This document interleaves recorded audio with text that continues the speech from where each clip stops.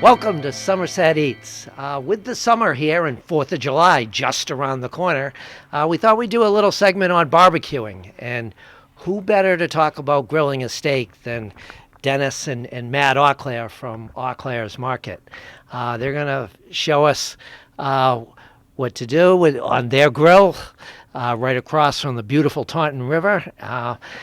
So, guys, can you show me a little bit about the grilling? So our grill has just been heated up. What you want to do is our grill is hooked up to natural gas, so we don't have to do any propane, which is a nice added touch. So there's no surprises when you go to grill and you run out of propane at that last minute. So that's a nice touch that you have hooked up to natural gas. It's a benefit.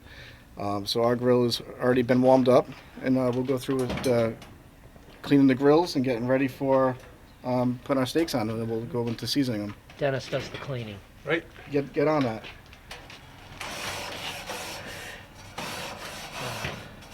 So how much grilling do you do here when you're at home? I shovel a path to the grill in the snow sometimes. Almost every night, George. Yeah. When the weather's nice. Yeah. It's just nice to cook on a grill. It gives you a nice, and this is a gas grill. A lot of people have, something to consider is doing charcoal. But if you don't want to deal with the cleanup and the setup of doing charcoal, gas grill would be the best way. And the Blackstones are popular these days also, but we like it now. It's a gas grill. What are your favorite things to cook on the grill? Steak. I'll eat anything. Steak, shrimp, swordfish, halibut, all the good stuff. And we've been doing a lot of seafood lately. Steaks and burgers are my go-to. We've done little necks on the barbecue where you let them open up. We have a little butter on the side, which is nice for doing that.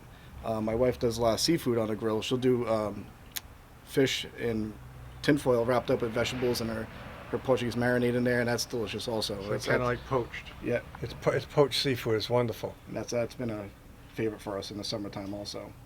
Yeah. But you're going to show us how to do a steak today. And I know you got all different types of steaks at Auclair's. Can you tell me what we're going to be doing today and what are good steaks to put on the grill? I'm gonna any steak that is good. Steaks from the forequarter, the hindquarter. Chuck steaks was something that I never knew people ate until I went away to college, and some friends of mine were cooking chuck steaks on the grill, and always that was something we would pot roast when I was growing up. Chuck has wonderful flavor. It can be tender if it's prepared properly, specifically with a marinating, tenderizing marinade. But and then that's why ribeye. Then from chuck you go to ribeye and primals. You get to the whole primals, and that's where a lot of the nice muscle comes from. With the porterhouse steaks. The ribeyes, even the hips. I mean, the hips are phenomenal. It's sirloin is a very underrated cut of meat when it comes into the grilling. That's a very, very good steak. Like a sirloin, like a petite sirloin or a strip sirloin, is a very good steak. But today we have, we're going to be doing tenderloins and ribeyes, and we have two different offerings of the ribeyes tonight. We have the choice ribeyes, and we have dry aged prime ribeyes, which is something new that we're doing at the market, which is a very interesting additive. And you were telling me earlier there's different grades of these steaks. That's right, George. So we have the USDA grades meat with select, which is low marbling score, choice, which our business has been built on choice meats or higher, and choice meats has a lot of marbling scores which is the fatty flakes inside the muscle. And then from there goes the prime, and when we get the steaks out here, we could probably zoom in and show some of that difference. It's very noticeable. So that makes all the difference when someone says they had a phenomenal steak. That is certainly due to the marbling score. Okay, well, why don't we get those steaks out here and start cooking?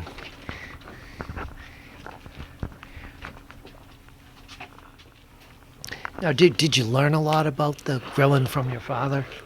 Yeah, I've always been on the side of him grilling my whole life, and growing up in the business, you learn quick at what you like and and what to eat. Yeah, so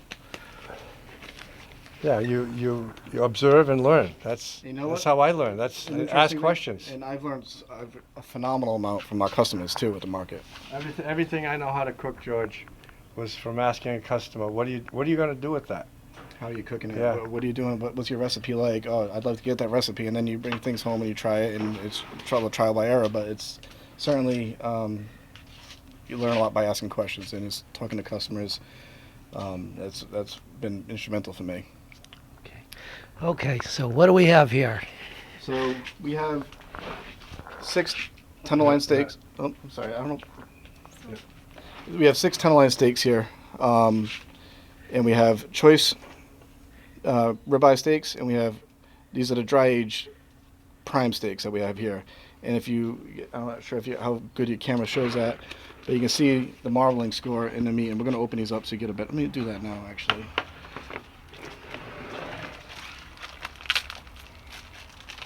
So these are 40-day dry aged steaks. So those steaks have been in a moisture controlled dry ager for 40 days. And Controls moisture and humidity. right, and it doesn't when they're dry aging, they don't look like much, but once you remove, it's quite a process. Once you remove the outside edge of the meat where it's been exposed to the air, the meat starts to break down on its own, and it's extremely tender, but it also creates a unique flavor, which people compare it to as nutty.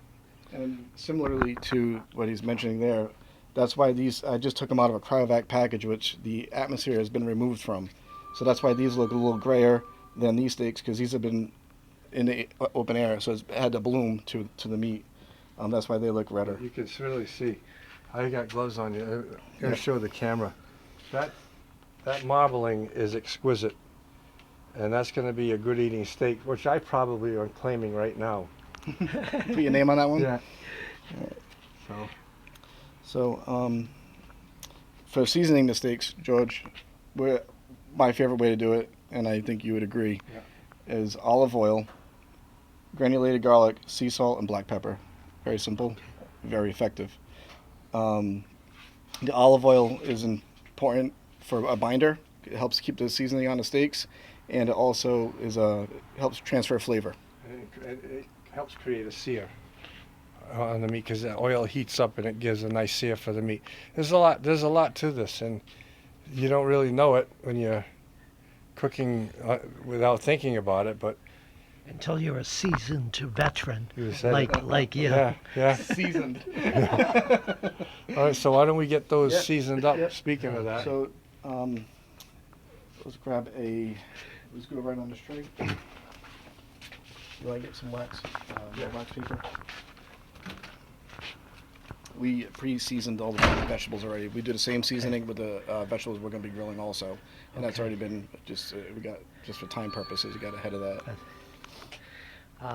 What types of vegetables are you going to be? We have some of squash, zucchini, and onions. Okay. Yep. Are there any that you like on the grill better than I others? love onions. I just there's no better aroma than an onion on a barbecue. It's just really, really pungent. They go well with steaks. They do. Too. Leon just reminded me, George. You said, "What do we like on the grill?" And one of our favorite things is sausage, Italian sausage. That's And good for Leon, because what we'll do is cook sausage and we do make our own at the store. You know what's nice about the sausage? When I'm cooking, I like to graze. So it's nice when you have something ahead of time you can snack on while you're cooking. Because I like to sip. the important thing with grilling too is it's a social experience. It's fun. You got hanging out by the grill. It's something to do. Hopefully the weather is nice like it is tonight. But it's a nice social experience. And one of the customers once told me, I said, how do you cook in that? What's your most important appliance in the kitchen? And you know what they said? A radio. Yeah, so we don't even have any radio going tonight. But And I've been asked how we long. don't really want to listen to the Red Sox right now. They're not playing that well.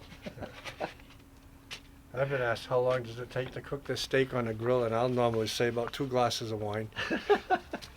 everyone's got a formula, right? Yeah, see, for me it would be burnt if I was drinking a glass of wine because I drink very slowly. Do you want to work together on this? Do you want to put? Yeah, you want to do the? Yeah, okay. I thought you were going to put Yeah, those. I'd like to.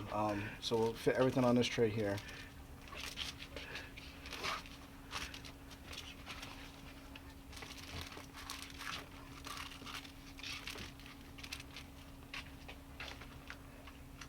do you want to do? They- You wanna handle I'll it? flip. I'll flip them. Alright, so Now this is something we do on a regular basis. it's got a regular olive oil with the basting brushes that kind of coat these.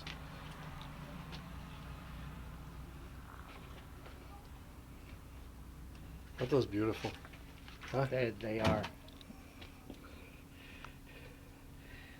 Matt's making a work of art of them. Yeah, well, it's different strokes. All right, so here we go there. A little black pepper. I usually prefer a coarse grind. By preference, it gives a little more texture, and with that sear and that char, it's delicious. Just kind of get a nice even coat. And a lot of time, George, Dottie, and I, I'll just take some of our steakhouse marinade, put it in a baggie, put the meat in there, and let it sit for a few minutes outside on the counter. And that's good too. And that provides the oil and the seasoning. So that's pretty much what we're doing here is a quick marinade when you start using the oil. A lot of people like rubs. We have some seasonings that are already done that have at the market. We have This garlic, which like a robust ribeye seasoning, which has a lot of these seasonings already in there, so it saves a step of having to do 3 different. that's phenomenal. That's See, getting hungry, huh? yeah.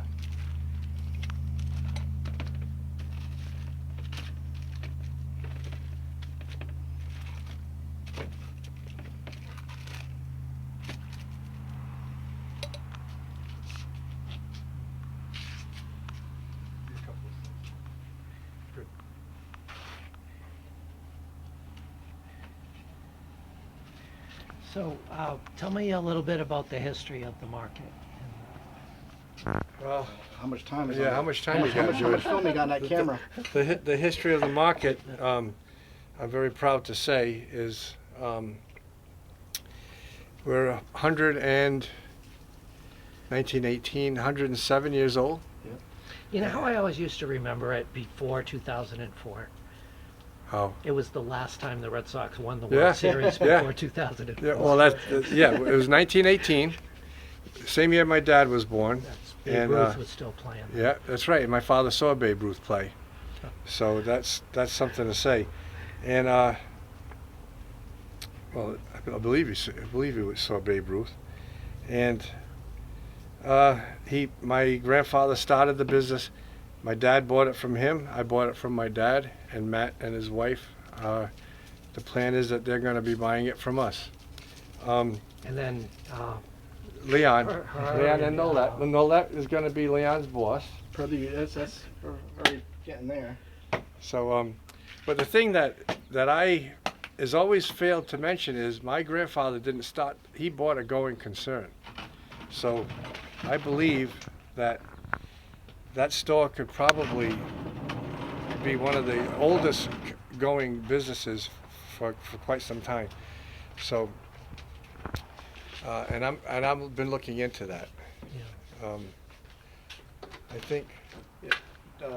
She's going to grab some kitchen tools. Okay. utensils. Dottie, what was that gentleman that we? Giroux.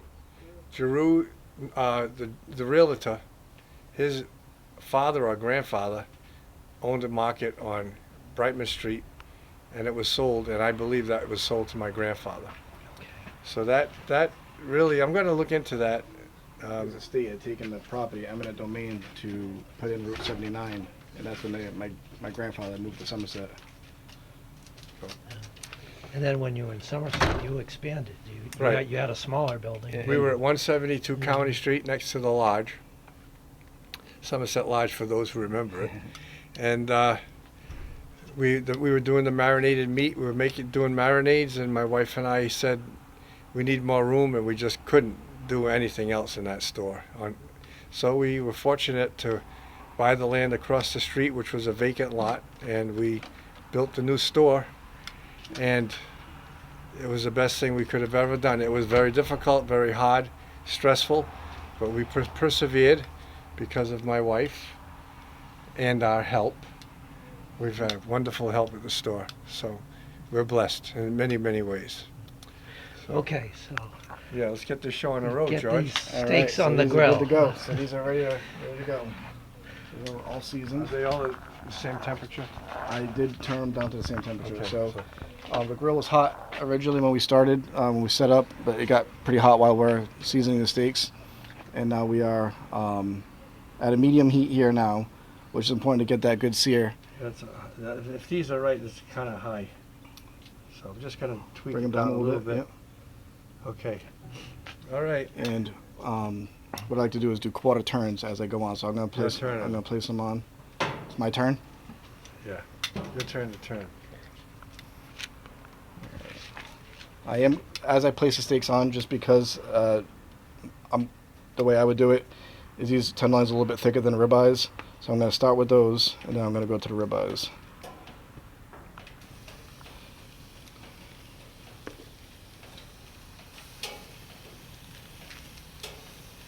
Tough time for me to be on a diet, George. Yeah, the summer. I might is cheat tough. tonight. It's hard for me to stay away from the ice cream in the summer. Ice cream. And then I'm going to go to these choice steaks, ribeyes here, and I'm going to do the dry age last. The thing to note with dry aged beef is due to the lack of moisture in the meat after it's been removed, they cook a little faster. You're saving the best for last, Yeah, based on what Dennis was saying. So how do you like your steak, George? I do it like medium rare. Medium rare? Yeah. This grill is running hot right now. Yeah. Turn it down, Yep. and I'll get the meat thermometer.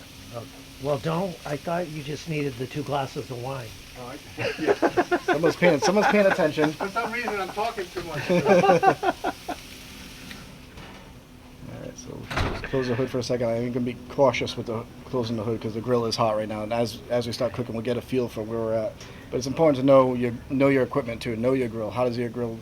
Actually, you know what? I'm going to turn this one down. Actually, right to off. That way, it's always good to have a cool spot so you can kind of move things around to judge the heat. How long have you had this grill? This is kind of new to us. This is new to the season actually, so a couple months. No. So, why did you buy this particular grill? Well, I bought this grill due to a friend of mine has the same one, and I've used his at gatherings. And this grill is known for non-flare-ups, which is something we could talk about too. Because my old grill used to have quite a bit of flare-ups. When you're cooking juicy burgers or meat that is dripping grease or sausage, you get a lot of flare-ups. A lot of people that have a little squirt bottle to have on by just for a little to suppress the fire, or any flare-ups you'd have, but you want to be careful of doing that anyway. But this grill is designed for a non-flare-up. It doesn't have any grease that goes through, so you don't get to you don't hit to the flame.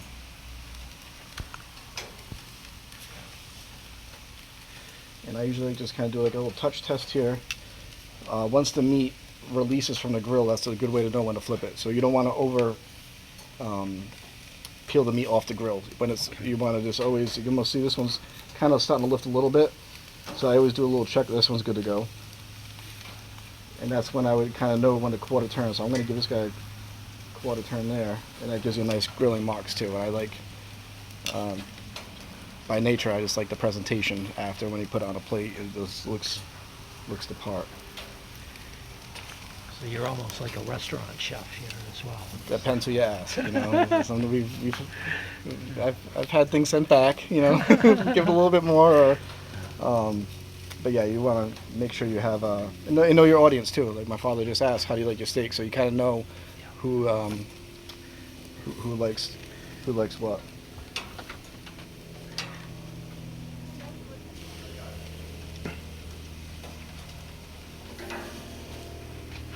Now, you have such a nice spot here. Do you have a lot of cookouts where you're cooking on, We do. on the grill here? Yes, but a lot of some of the best parties we've had are sometimes last minute too, where you have something is kind of comes up, or unplanned parties are sometimes the most fun.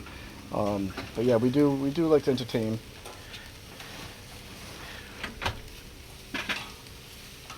Give that guy a quarter turn there. I'm just gonna close the hood one more time, and I'll flip those guys.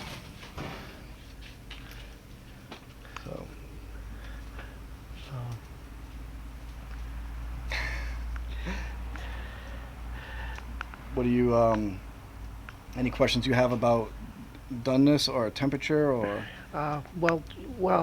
For a steak, what is the? So the I like best? a lot of times it's just by time, like 4 minutes per side or 5 minutes per side, depending on how you like it. Then again, but that's when you know what you're working with. So we are going to bring out just for demonstration purposes. We are going to use a little thermometer just to show how long we've had them on. I wish we knew. I should have taken a recording of the time. Do you have your thermometer? Should be right up. All right. So I just quarter turn these, and I'm going to give these guys a quarter turn also. I think they're ready to go. So, did you mention resting the meat? We didn't get into that quite yet. We're talking about how long or different. Well, then why don't we go to Denis for resting the meat? Well, what happens meat? It's common knowledge that when you take something out of the oven or off the grill, and you set it down, it needs to rest. And by resting, it means it's off the heat. It allows the juices in the meat. The juices tend to go to the center of the meat. When you let it rest, the steak relaxes. The juice tends to go through the meat, and it makes it more juicy and tender. However, the temperature will increase on its own about 3 to 5 degrees. So we're going to take those off 5 degrees lower than what we want them to be, and they'll rest and rise, and it should be perfect. And I don't expect anything less from my son, so they better be. So I've never seen it do that. do what? You've taught him well, haven't you? Yeah. Well,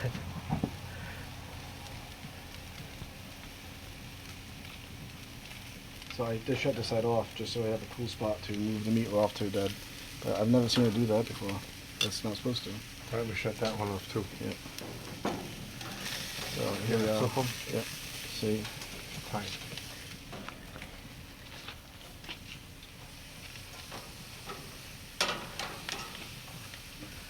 Nice.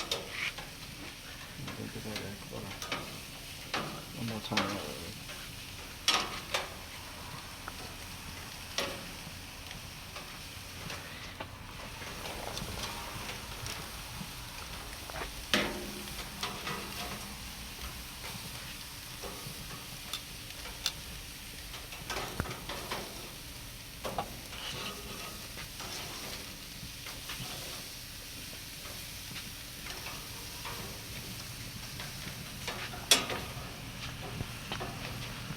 So this was your grandfather's house?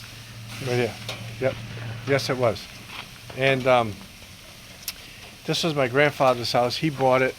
That's another segment, George, because this property was an inn, and it was a restaurant, and it has a history of going Still back. is. Yeah, right, yeah, and that's okay because I like to eat and I enjoy company. So. Yeah, what do you remember? Do you know the name of the restaurant that it was? Yeah, I'd have to. Okay. And I'd have to make sure I check it with Donnie Setters too. Just because I know there's a little history on the river here. There used to be like a nightclub. Right. Or was it at the bottom of Buffington or Is it somewhere, the or bottom? Pottersville or somewhere in that area? Right, on and the that river. has to do with my house, Okay. because that was, and I'm going to look into that, George, and you and I can maybe do that. And with Donnie Setters, that's an interesting Yeah, story. Dawn would be a good one for that one. Again, I'm just moving things around while you guys are chit-chatting here. I just kind of find the heat and move things around so we get to the desired doneness. George, the last time you and I cooked steak, I was doing this with you, with my hand.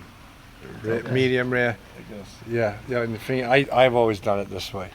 But I've since turned to a instant read meat thermometer. Takes a lot of guesswork out. You're starting to I know, I'm get getting old. into I'm getting the old, 21st George. century or Yeah. something. Yeah.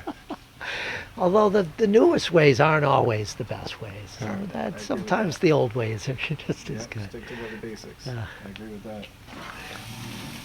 It's key to keep the cover down too. I know where.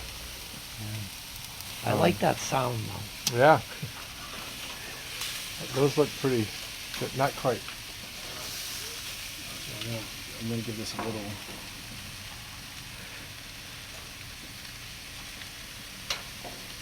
And the more you use this, you should never cut into a steak to see if it's done, or even use a fork to flip them, because every time you pierce the meat, you're losing juices from the meat.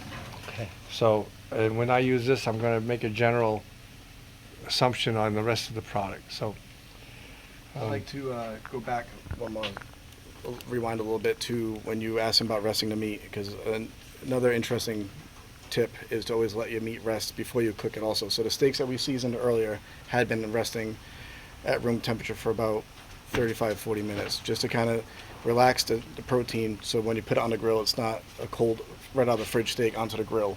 And it's important to remember the rules of food safety when you do that also. So you don't want to let your meat resting in the hot summer sun. You just want to keep it at like a room temperature, just kind of let it relax before you, as you set up the grill. There's a good time to do that.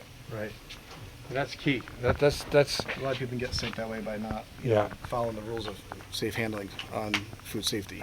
For anything. If you're having a cookout and you have your family over and someone brings a potato salad, and you can't just park it in the heat, even if it's in the shade. You need to keep it cool. So, and that's a serious consideration. Yeah, that's the last thing you want is someone Right. to Oh yeah, get sick. when you talk about having fun family event and cooking in the summer in the heat, that's something to consider. So it's Right. always important to mention that. So I remember my grandparents, their cookouts they had every July, and all I remember is the ribs that went around on the grill. Oh, nice. And that was our big family gathering every Sounds good, George. year. I'm gonna bring these over to the cooler side of the. That's done. These So are done. these- the These sides- are done. the I sides can are tell. off. Yep. I can tell by looking at these, because I can see the liquid, clear liquid Yep. coming out. These are done. So they got to come off. Put them up to the top now. Could someone get a tray? And let's say, likewise, this would be more real. So that's what I'm doing, George, now. As I'm bringing them up to the rack. Most grills do have a rack. It's not specific to this grill, but it's nice just to get the steaks off the heat to kind of bring them up. I'm going to take a temperature here. That is 119. 120 is rare. Rare. So Does- that He's gonna stay. Doesn't have a fever. no. You want this guy's definitely gonna stay. Just get a read on that, please. This one's done. I can tell you. Done. That can come off. All right. So, well, sometimes what I'll do also is this is a good time to kill the heat on the grill, and then as I'm getting organized, we can. So you're gonna reach around and shut the valve, please.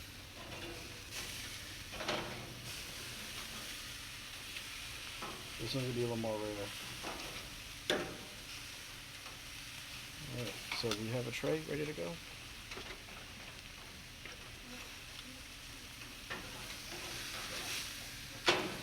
A lot of times, most people overcook things because they get chatting and they over. Well, that could be the case here. Well, But I think we caught it. I think this is gonna be perfect.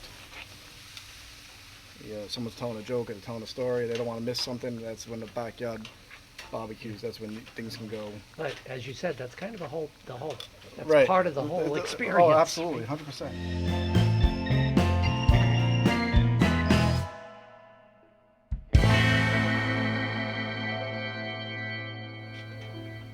You need that smell-o-vision. When's that coming out, George?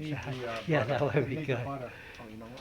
And while we're cooking the vegetables, and it shouldn't take long, we're going to let the meat rest. And we have some compound butter that we also have in our gourmet case at the store, which is. Let's take those off the grill now. I'm gonna put them on top here for now. It's a restaurant quality compound butter, and they are a nice. While the steak's resting, we'll put one of those on top just I'll to get kind of. another. You want to put those here now so we get they're coming off another tray. It's typical to put that on the steak while it rests. And It's garlic and herb compound butter.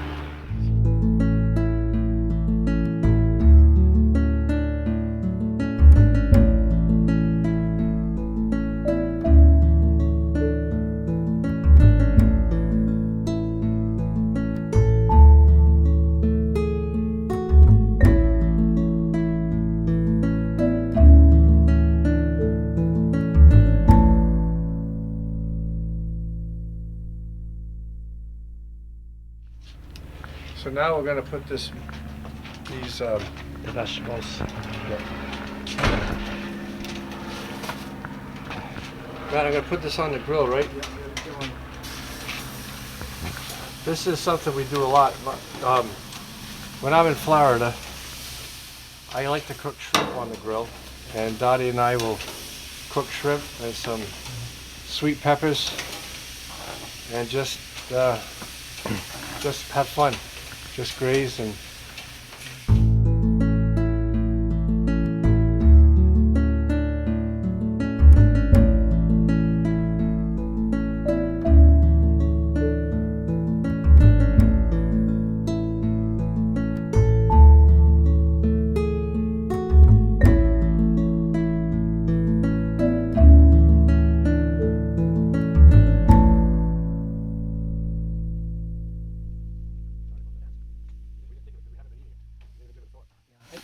You know, I like good vegetables. Yeah, and we also have zucchini somewhere. Coming up right around the corner here.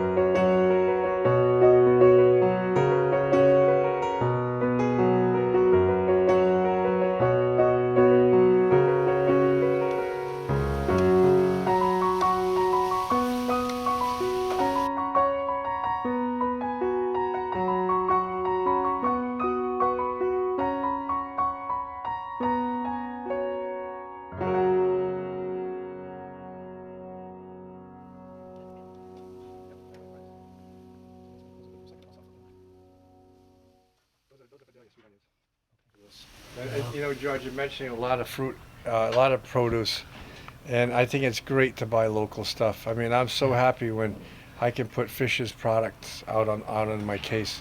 There's butternut, their corn. That really feels good. Feels good to do and that. Their stand is right Right- down the right street down from the your street, house, right- so it's right very down the easy street. for you. Yep.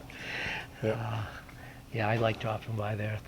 It's the best. That's the best. That's fun to do on a grill too. We soak the husks in water, and then we put them on the barbecue. That's one of my favorite things Yeah. to cook the corn. It almost steams. It Yeah, steams itself. correct, It doesn't yeah. take long. Yep. They should do that on the boat a lot.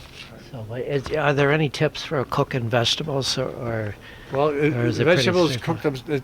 It's the steam, okay. and they, as you can see, I was watching Matt, and as he turned those, they look This kind. was the colder side of the grill when we started, so that's why those are. Right, they look kind of firm, but once they were on the heat for a little bit, they got Relaxed. yeah. So And those vegetables, like I mentioned, are pre-seasoned the same way with the garlic, the granulated garlic and sea salt, oil. Yeah. my fellow lion. That's right. That you know what, that club does a lot of great things, and I think a lot of people don't realize how much money we raise and how many things we donate to in And town. everything we raise, every penny, goes back. There's nothing. Yeah, you're right. It's all volunteer, volunteers. volunteer. I mean, yeah, and Matt's a member too. I'd like to do more as maybe when life gets a little easier as the kids get older. would encourage but anybody- yeah, it's a great organization. I would encourage anybody, and I love to throw this plug out there. Anybody who loves this town, wants to keep busy in a very positive and rewarding way, Somerset Lions, we're happy to have you in the club. And we have some fun too. Yeah. We have some good fundraisers Keep that are fun. let's keep that to yourself. We have a great time. This is fresh pineapple with a sweet Tiffany, sweet ginger Thai marinade that she does. And what's nice about that is that particular marinade has a lot of sugar in it, so it kind of candies up nice. It gives a little caramelization, which is nice. And that's something to consider also when grilling. That anytime you cook with a lot of sugar, it can kind of candy up. So a lot of marinades will have a lot of sugar in it, but it gives a nice texture too. That sounds good to me.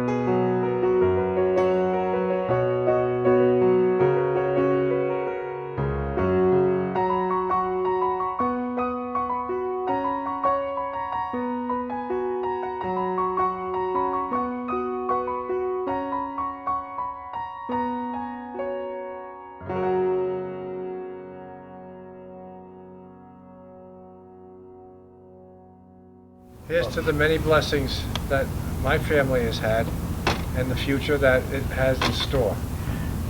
I'll raise a glass. Grilling and cooking with friends. Yep. Cheers. And thank you, Somerset Eats. And thank you, Somerset. Yeah, and thank you, Somerset is right. All our friends and supporters. Thank you.